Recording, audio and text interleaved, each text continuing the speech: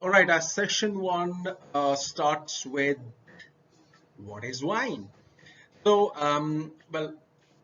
anybody ask you, the first thing that anybody would say, as far as wine is concerned, it is basically fermented grape juice. So wine is fermented grape juice. It is generally made from fresh and healthy grapes as a result of process called fermentation, which we'll talk about a little more in the next slide. So wine is made from grape juice. That's pretty straightforward, but wine can be made from other fruit juices as well. We're not going to talk about that in this particular module, but that is the case. Generally made from healthy and fresh grapes, because healthy and fresh grapes give you much better quality of wine. um, Often it is not seen that it's never a case actually that you start harvesting and picking up grapes today and then you leave it out for a couple of days and then you come back and make wine. That doesn't happen. If you are harvesting on a Monday, you will start making wine on a Monday. So it's very important that the fermentation and the production of the wine starts from the day that you've harvested your grapes.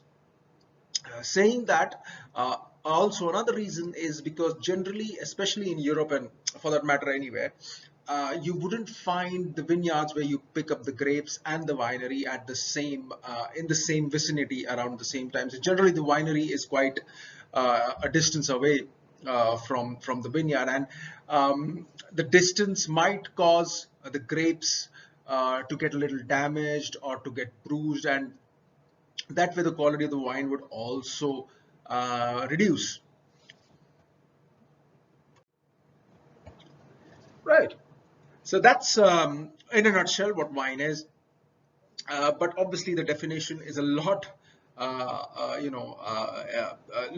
it's a lot bigger than just simply saying it's fermented grape juice.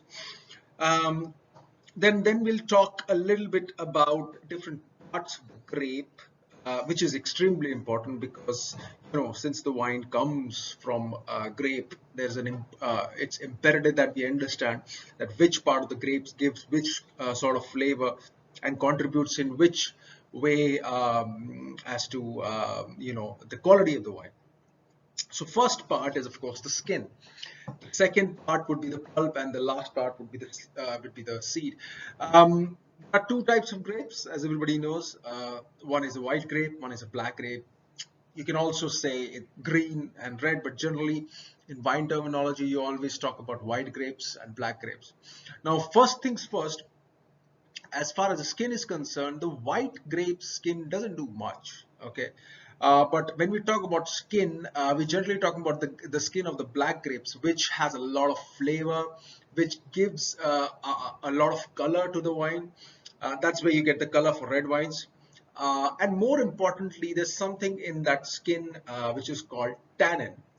Um, I always give an example of tannins because it's very difficult to explain unless and until you have actually tasted a red wine. So tannin can be explained. Tannin is in tea. So if you taste a very strong tea without milk, you would feel that drying sensation. You'll feel that that biting, that sensation that's biting your gums. That's what tannin is. And also in India, we have a very common grape, especially in North India, which is called jamun. I don't know what's it called in English. It's called jamun in Hindi. And the moment you bite into that fruit, uh, immediately you have that sensation of extreme dryness in your mouth, and that is how I generally explain. And if you had jamun, you would instantly understand what I'm talking about. So that is one compound that is in the skin of the grape, in black grapes, sorry. White grapes don't have tannin. And tannin contributes a lot as far as wines is concerned. It contributes in the structure of the wine, it contributes in the complexity of the wine, it contributes in the aging of the wine. And more importantly, tannin is something that gives the wine its ageability and makes sure that the wine can age longer because it is also a preservative. So you must have seen or heard really about wines which 10 years old, 15 years old, 20 years old. And generally you'll see most of these wines will be red wines because white wines, since they don't have any tannins, it will be difficult for them to last that long. And that's the reason you see all these wonderful 10-year-olds, 20 years old or whatever wines being red wines, because the tannin is giving them that factor of preservation and aging, so it lasts longer. Also, one more important thing, um, you can try it if you want to. Have a bottle of white wine, have a bottle of red wine, open the white wine, open the red wine, have a glass of white, have a glass of red, and then keep both of them in the fridge. You will see, and then don't touch it for a week. For a week, what you will see after a week is that white wine probably has gone bad because it doesn't have tannin and it doesn't have the preservative factor that the red one has. But red wine, even after a week, it'll be still okay. It won't be fresh, but it'll still be okay. So that's what the skin does. Okay, it gives color, it gives flavor, and more importantly, it gives tannin in the red wine. Then we come to something which is called pulp. Pulp is basically what is inside the grape, the flesh of the grape, and this is where you got the flavor. This is where you got the juice. This is where you got the sugar. This is where you got the acidity. So the juice comes from what the pulp is, the inside of the grape, and also most importantly, one thing that you need to understand is whether you take a white grape or you take a black grape. If you peel off the skin inside, all grapes are same. Okay, you can take two different grapes. One is white and one is red. You take off the skin, both of the grapes would look the same, even taste the same.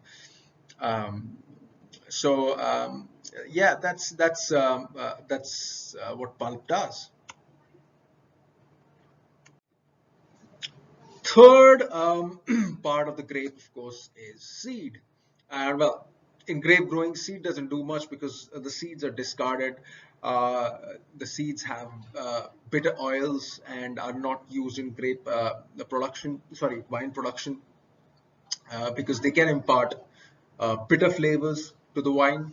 And generally, they're discarded for making grape seed oil or maybe compost or something like that. The seeds are not of much use as far as wine production is concerned, right? So that's our little start off to this session, this module: wine, which is fermented grape juice, and then parts of grape, which is skin, pulp, and seed. Moving ahead. Okay, moving ahead. Fermentation, very, very important process. Without this process, we wouldn't have any alcohol and all our jobs would be very boring. Right, fermentation is a chemical reaction where the glucose is broken down by yeast to produce ethyl alcohol and carbon dioxide. In simpler terms, we're talking about sugar in grape juice, um, which is being broken down by yeast, and in turn that produces ethyl alcohol and carbon dioxide. It's a very simple process. It looks like a very simple process, but as a matter of fact, it's quite complicated. At level one, we will only talk about how this process happens, wherein you have grape juice which has sugar in it, and then that grape juice meets with yeast, and yeast breaks down uh, the sugar in the grape juice, producing two different things: one, ethyl alcohol, and the second, carbon dioxide. Carbon dioxide in most cases is made to escape. We don't need it. We only want the ethyl alcohol. So it's a very simple process, as a matter of fact, if you look at it, but it can be a little complicated. So we're talking about grape juice, yeast, ethyl alcohol, CO2. Now, as a matter of fact, nobody knows when, how fermentation happened in the human civilization. Some people say it goes back about 7,000 years. Some stories talk about a traveler going through one of his travels, and he sees a jar of grapes. He sits down to have those grapes and finally realizes that the jar of the grapes have gone bad because yeast has attacked them and has converted the juice inside the grapes to alcohol. Other stories go on as one of the stories is that there was some honey lying on the side of the road, and one of the travelers who was hungry wanted to feed on that honey, and he realized that the honey had actually also gone through fermentation and was now something which is called mead. um, well, I'll leave that to you actually, how fermentation started and how it did not. But there are many, many theories of how fermentation started. These are just a couple of stories that I've shared with you. Um, I'll leave that to you. But as a matter of fact, what we are concerned with is the sugar in the grape juice plus yeast equal to ethyl alcohol and carbon dioxide. And when we talk about fermentation, we are not just talking about wine. Every single alcohol in the world has to go through fermentation to be called alcohol, to be called, well, any spirit. So wine undergoes fermentation, all the spirits undergo fermentation, beer undergoes fermentation. Every single alcohol has to undergo fermentation because the production of ethyl alcohol can only happen when yeast breaks down that sugar and produces alcohol. Similarly, here you've got grapes giving us wine. You've got apples giving us something which is called cider. Then you have got here um, barley giving us beer. So that's what fermentation is. It's a very important part in any production, and there are a lot of studies and research that goes in fermentation process, which we'll not talk about it at this level. We will proceed nonetheless to the next slide. Okay. So how is wine made? Well, as we discussed, there are two different types of grapes. One is a white grape and one is the red grape. How wine is made is a process that is a little different for white wines and for red wines because of obvious reasons. Because white wines do not have color, red wines do have color, and many factors are different about these two wines.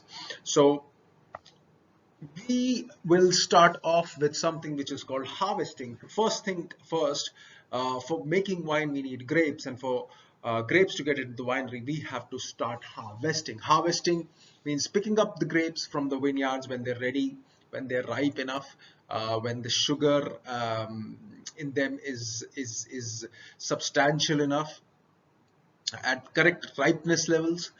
So we pick up the grapes, we harvest the grapes, which we then, I'll try to just show you this right here. This is the harvesting.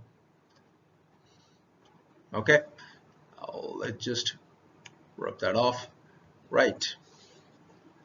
Once the grapes are collected from vineyards, they are taken directly to the winery, wherein they are crushed, then they are pressed to release the juice. Then the fermentation starts, where alcohol is produced, ethyl alcohol is produced, and obviously carbon dioxide is produced.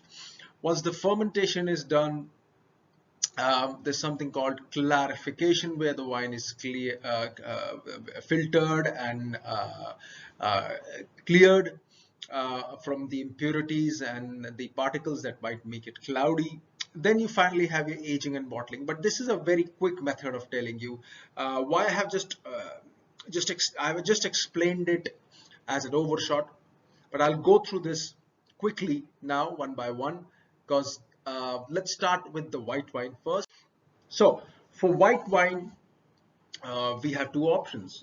We can either use white grapes, or we can also use black grapes. Remember in the first slide I had, when we were talking about the parts of the grapes, I had explained that if you take the skins of a grape, inside the grape is same whether it's white or black. So if we want to make white wine, we can use white grapes, and we can use black grapes. Generally, we use white grapes because it's much easier. So the way that white wine is produced, you get the white grapes, harvest the white grapes, bring it to the winery, and you immediately press them, releasing the juice. The juice is then fermented. When the fermentation is over, the juice is taken out, separated, and then it is cleared, it is filtered, and then you start to either mature it or you bottle it. Now, white wines, not all the white wines are matured or aged. In fact, not all wines are aged. Um, uh, so it depends on what kind of wine you want to make, what kind of wine you want to mature. Do you want to just simply bottle it and send it out to the market? Most of the wines that are made out there in the world um, are meant to drink young. That means you are supposed to drink it with a couple of years of its production, but some are matured. So after maturation, you bottle it and then you send it across. That's for white wines, but it's a little different when it comes to red wines. For red wines, you need to have black grapes, because what do you need? What is different in red wine to white wine? The color. Okay, and the color you'll only get with black grapes. You need the skins, and you just don't need the skins for the color. You also need the skins for the flavor. You also need the skins for tannin. So when you harvest your black grapes, you bring them to winery and immediately crush them. You don't press them, you crush them. There's a difference between pressing and crushing. Pressing is really giving them the pressure so that the juice is released. Crushing is just breaking the skins open so that the juices flow slowly and steadily. Um, After crushing the black grapes, the fermentation gets started. You can use either cultured yeast or natural yeast. You start the fermentation. So the fermentation starts with the skins and with the whole berries, the whole grapes.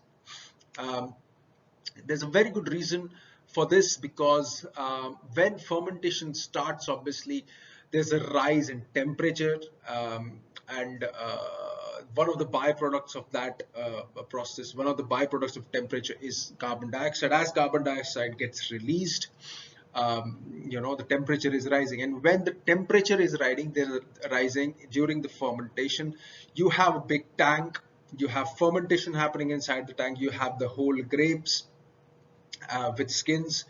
Um, as the temperature rises, you realize that the extraction that is coming out of the skins of the grapes is more effective than it would be if you extract it from a container full of grapes without the temperature being that high. Imagine this. Let's say you have a tea bag. Okay, you put that tea bag in a cold water and you put that tea bag in a hot water. Obviously, the flavor of the tea and the color of the tea would be extracted more when you have the hot water. Similar concept applies to this. As the fermentation is being carried out, there's a lot of extraction coming out of those black grapes, which you need.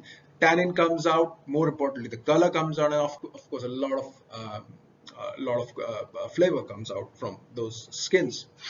Once the fermentation is over, that is when you press it, and as you press it, you realize that you can separate the grape skins and you can separate the juice. Now you have a juice which is red in color, and then you can mature this if you want to mature or age your wine, and you can either bottle it and send it out in the market. So there are two. There's a lot of contrast as far as white wine production and red wine production is concerned. Um, Red wines again are generally speaking, not always, they sometimes do actually go through maturation in wood, that is oak. But we'll talk about that in the next slide. So for this, right now, we just need to remember white wines. You bring them after the harvest, directly press them and start fermenting. On the contrary, when you're talking about red wines, black grapes, you bring them, you first crush them, then ferment them with the skins, and then press them to separate the skins and the wine. So there's a little difference between white wine production and red wine production.